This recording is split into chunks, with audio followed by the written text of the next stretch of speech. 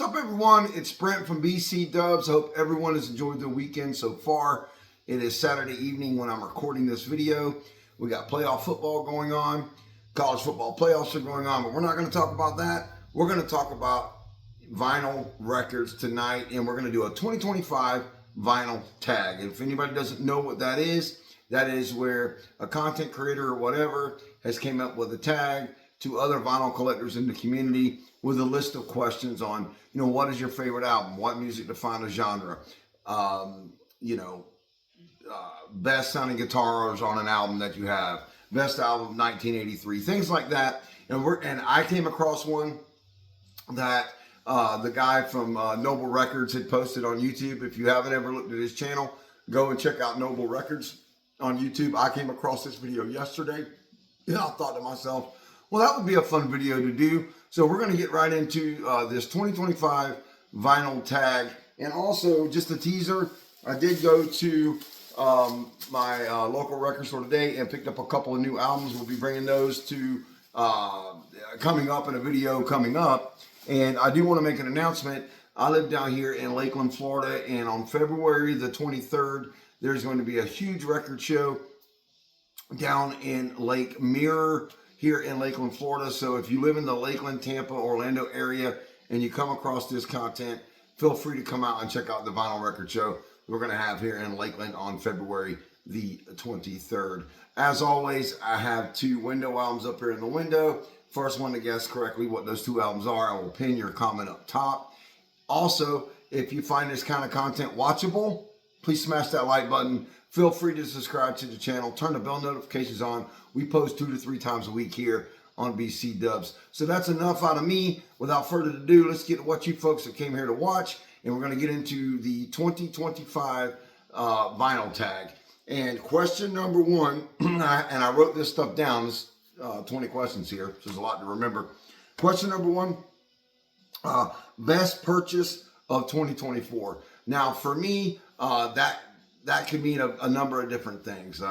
What was it the best find financially? The best deal I found? Was it one of my favorite artists coming out with a new album? In this particular instance, for me, it was discovering a band that I've never heard of before and grabbing an album from a record store and putting it on and falling absolutely in love with this band.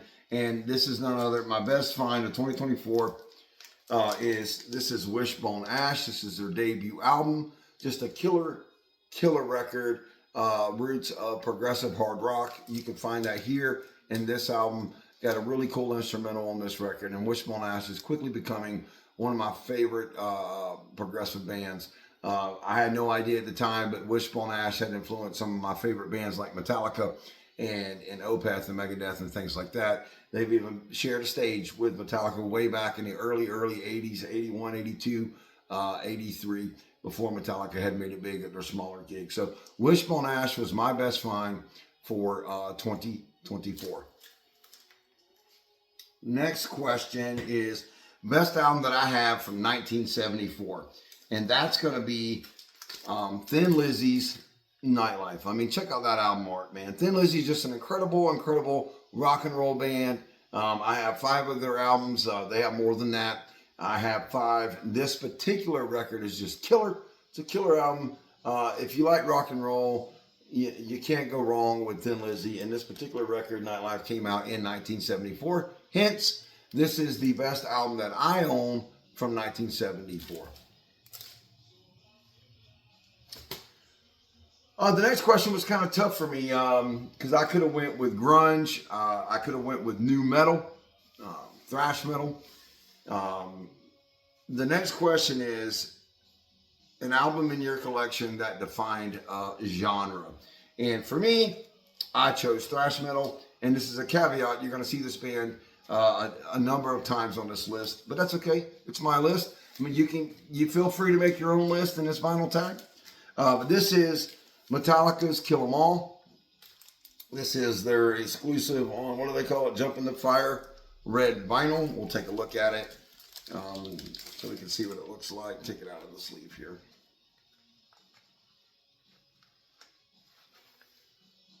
This is on red vinyl. But yeah, I mean, I know that there were other thrash metal bands in the early 80s.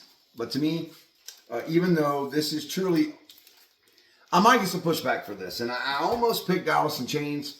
But thrash metal, Metallica, Kill 'Em All. I know there were other bands, Overkill and Slayer at the time, and many other ones, yeah, Anvil and bands like that. And I'm sure I'm forgetting a ton of bands.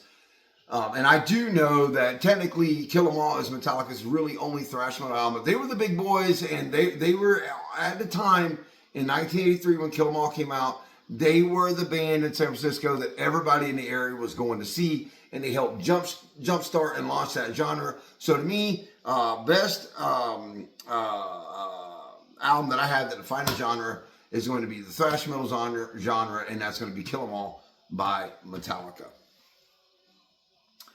Best band from your country is question number 4. Best band from your country. And of course, I'm going to pick, because everybody knows I love Metallica, I'm going to pick Metallica. I think is the best band from my country. Now, I am 44 years old. Some people could say it was CCR, maybe Leonard Skinner. It's another great band from America. The Allman Brothers would be another one. But Metallica to me is the best band from the United States. Question 5 is name an artist that you miss dearly. Lane Staley from Alice in Chains. There's no doubt that his impact on music was missed dearly and is still being missed dearly. There was no mistaking Lane Staley when he got on a record and he sang. You knew exactly whose voice that was. And with Alice in Chains and or Mad Seasons, which was another project that he was with. Yeah, his ghostly vocals and his range was just incredible. Lane Staley, R.I.P. Lane Staley, miss you dearly. I could have put Chris Cornell on that list as well. Best live album that you have in your collection. This was a no-brainer for me. And absolutely, by far, the best live album that I have in my collection is Joe Bonamassa, Live from Nowhere in Particular. If you have never heard of Joe Bonamassa, good Lord, what are you doing? Some of the best guitar work on the planet for modern guitar players. Joe Bonamassa absolutely kills it and expects nothing but the best out of his bandmates, and his live performances are just incredible. Joe Bonamassa, Live from Nowhere. If you haven't heard this, give it a listen wherever you get your music. But this is the best live album that I have in my collection.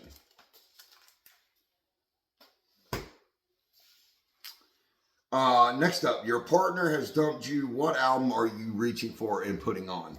Well, I hope that doesn't happen, but if that were to happen, hypothetically, I guess that for me is going to be Counting Crows, August and Everything After. Just an absolutely somber record, something that if you're in pain, you could reach for this record and listen to it, and hopefully it would make you feel better or worse, depending on the situation. But yeah, for me, I guess I would grab Counting Crows, August and Everything After, if I was going through a broken heart.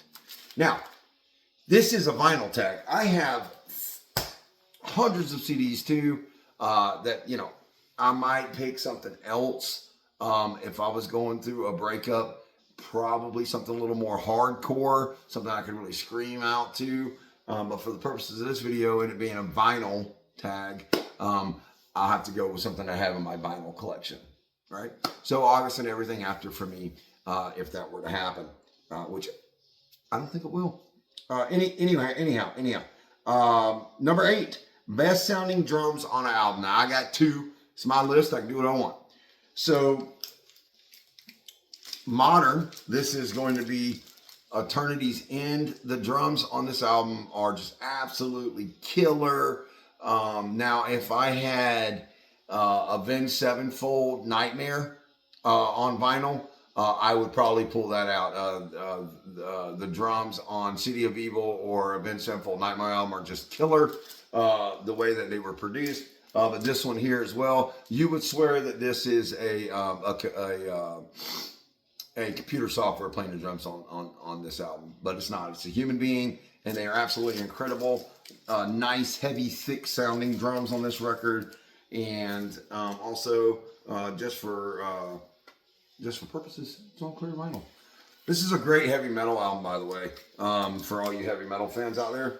Eternity's End, Embers of War was one of my selections for best sounding drums on the album, and of course, obviously, I had to go with also Zeppelin, because you can't go wrong with Bonham. So either that or this are my best sounding drums on an album. So, favorite artist who's a member for 2 or more bands, and that's going to be Donnie Van Zant. From 38 Special. Hold on loosely, don't let go, and if you cling too tightly, baby, you ought to know. Van Zant, 38 Special, who we know had to come over and take over the reins for his dearly departed brother, Johnny Van Zant, here from Lynyrd Skynyrd. So he has been with both bands. So yeah, Johnny Van Zant from 38 Special and Lynyrd Skynyrd.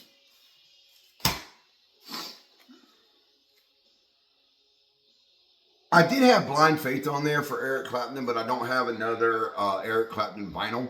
I do have the Blind Faith vinyl, but I don't have another Eric Clapton vinyl, so I wasn't able to use him for the purposes of this video. Stones or the Beatles? This is a no-brainer for me. It's definitely the Beatles. I don't particularly like the Rolling Stones. I know, blasphemy. I know, whatever. But the Beatles, for everything they've done in music history, definitely the Beatles. This is a reprint of Abbey Road.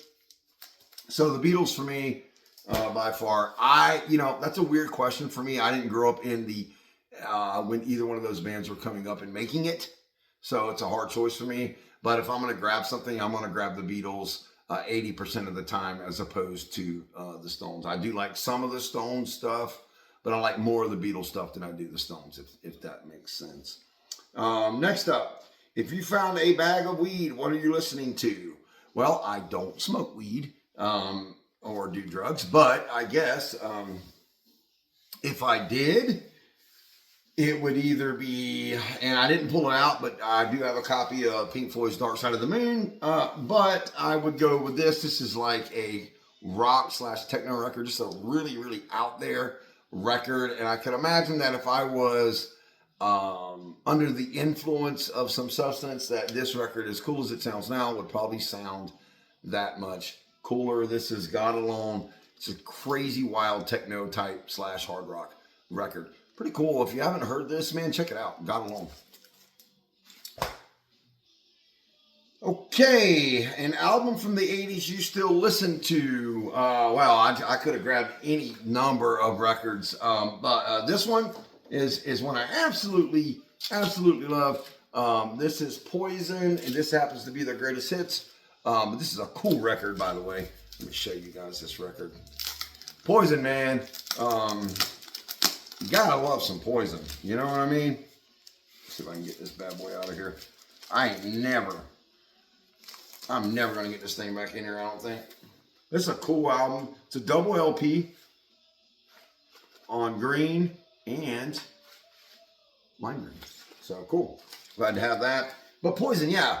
I could have went with Rat. I could have went with Motley Crue. I could have went with just like I said, a number of bands. Question number 13, and this is a polarizing question in and of itself. And like my guy from Noble Records, he didn't get into this. He didn't want to divide, his audience. I can understand why. But the question is an artist whose political stance has soured you on them. Now, I'm going to say, just like the guy from Noble Records, I don't want to hear political stuff in music. I just don't. If everything you write is about a political stance on one side or the other, then I'm probably not going to listen to you anyway. I use music as an escape. I like to listen to music to unwind and music to kind of go into a different realm. I want my music to carry me away and put me mentally in another place, just like I want my movies to do, just like I want the sports that I watch to do. And unfortunately, so much of the political scene has crept its way into our movies and into our sports and into our music, and it's unfortunate. But I would say if I had to pick one that's went so far political from their original roots, what would that be? And like I said, it's not what their political viewpoint is about. It's just the fact that their political period, I would say, and I hate to say this, but it's true, and I don't listen to any of their new stuff because of it, but that's Pearl Jam. If they could just get back to making, well, I don't want to say they, but if Eddie could just get back to making just regular rock and roll songs and quit with all the political stuff, I'd really appreciate it. Because like I said, when I reach for an album, I want to listen to it. I don't want to have to seriously think about, what the content of the record is. I just want to hear good music and a song that can carry me away to a better place. So much of our world, our daily walk of life is consumed with politicism. Is that a word? Or politics, I should say. I just made up a word on YouTube. That's pretty neat. But yeah, man, like this album, I could put it on, it's fine. But the new stuff, I don't know. I don't need to hear what your stance is. I just don't. I hope that makes sense to everybody. Show your favorite record label. And here we are again. And I'm going to dig this out. And it's going to be a nightmare to get back in here. But, well, it's tearing now. So it might not be that bad. This album is in horrible shape, by the way. But this is Metallica. This is the Vertigo. This isn't the Vertigo label, but this is on Vertigo Records. It's the UK version. Let me see if I can see it.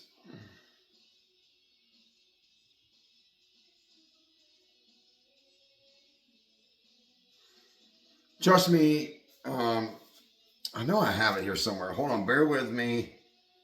Oh, here it is. It's down there. I don't know. A lot of Vertigo labels have that swirl on them. This is a Vertigo record. Also, another one of my favorite record labels. This is a UK press, by the way, of the single of one with For Whom the Bell Tolls and Welcome Home Sanitarium.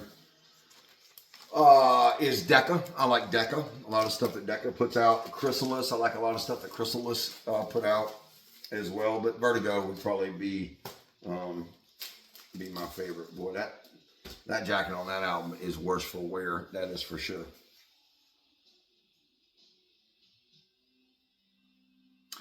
Question number 15 was a run of 3 great singles. I don't have any singles in my collection, so I'm going to skip over that. I guess I could have interjected another question in there. I should have did that. 16 was an RSD purchase you still listen to. I'm being honest with my audience. I don't really know what RSD means. I could have looked that up before I made this video, but for the purposes of this video, I don't have anything there. Question 17, if you could be reincarnated as any artist, who would it be? Scott Stapp, man, from Creed. I would just love to have his vocal range and his stage presence. So, funny thing about me is I always fancied myself as eventually becoming a rock and roll singer and being on stage. And unfortunately, I have no real talent for that. I like to think I do. When I'm cleaning the house, man, I got the broom in the hand. I'm singing, But yeah, Scott Stapp, his presence on stage is just killer. I saw them live this year. It was incredible. His vocal range is also incredible. So if I could be reincarnated, now that is with the caveat that I don't want the drugs and the mishaps that happened with him in the mid-2000s, because if you're going to be reincarnated, I guess you would have to take on everything that they also took on. And I also wouldn't want Scott Stapp's childhood that he had. But if all the good stuff, if I could cherry pick all the good stuff about him, that would be the artist that I would love to be reincarnated to, especially on this run that they're on right now. Creed is just on an incredible run. Let's go, Creed. We need new music. I hope that's coming soon.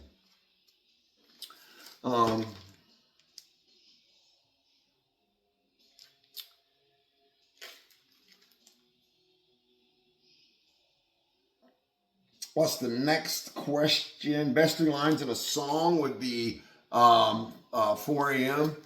by Our Lady Peace. I'm not going to sing the 3 lines of the song, but it's 4 a.m. by Our Lady Peace. Listen to it, and you'll know immediately what the lines are for the song, man. 4 a.m. is just an absolutely killer tune, and I love Our Lady Peace, man. I really do. I have all their albums on CD. I completed that discography on this channel, by the way, so go back and check that video out. But this is the only Our Lady Peace vinyl that I have, and I am to change that soon. I'm gonna complete their discography on vinyl. I am. Mark my words. And number 19, an album that you never tire of.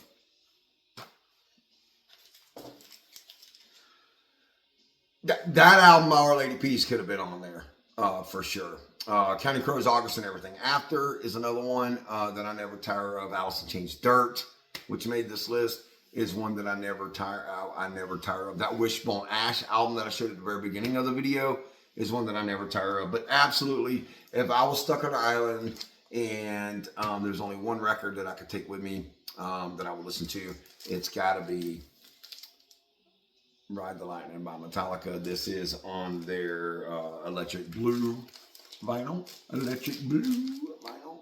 Let's take a look at this. This thing is just killer. Love that. Love that color. Let's just take this whole thing out because this thing is just awesome. But you know, and something about this, and it's true, I'm not the only one that says this. There's other people, content creators I've seen on YouTube, that said the same thing, and it's absolutely accurate. I don't know, they must have used a really good quality vinyl on this, but this version, and I have 3 or 4 different versions of Ride the Lightning, but this version, this Walmart exclusive, this Electric Blue version, is one of the best sounding copies of Ride the Lightning. It is the best sounding copy of Ride the Lightning that I have. So, you know, if you like Metallica and you like vinyls and you like to listen to this record, might I suggest go to Walmart and see if you, I don't know if you're going to find it now, but see if you could find this Electric Blue Ride the Lightning album. So, and my favorite YouTube channel, I have a lot of favorite YouTube channels. I have a lot of channels that I watch about collecting different things, whether it be sports cards, which would favorite YouTube channel for sports cards would be Pac-Man cards, or for record collecting, which my favorite YouTube channel for record collecting is definitely Noble Records. I can't wait if I'm ever in North Carolina. I'm going to go to that record store he's got. And, or also my kid collects Pokemon, so I like Pokemon. I like retro gaming. My favorite retro gaming would be Cinemassacre with the Angry Video Game Nerd. Love that stuff. That's some of the best content on the internet. If you haven't seen any AGVN and you like you know, Nintendo, you got to check out AGVN. He's freaking incredible. And also, I would say that for like Camden, my son, and him and me too, I don't want to act like I'm not like Pokemon cards. So for me, that would either be Leonhardt or PokeRev. So shout out to all you great content creators. It was you people that got me into wanting to create my own content. And I hope my content is getting better from the very first video that I posted. I know that it is from a standpoint of me talking into the camera. I know my technology's got to get better. I did get a capture card so I can get a mic. I'm really not sure how to hook that up. Leave a comment down below if you know an easy way to do that. But yeah, that's my vinyl tag for 2025. I hope this continues on through the ether and someone else will make another vinyl tag with this exact same list. And man, it was really fun making this list. And I can't wait to show you folks what we have here. I just got 2 that I picked up, so I want to get a couple more before I do another vinyl, new vinyl pickup video. But anyway, that's it for now. Hope everybody enjoys their weekend, and I will see you on the next one.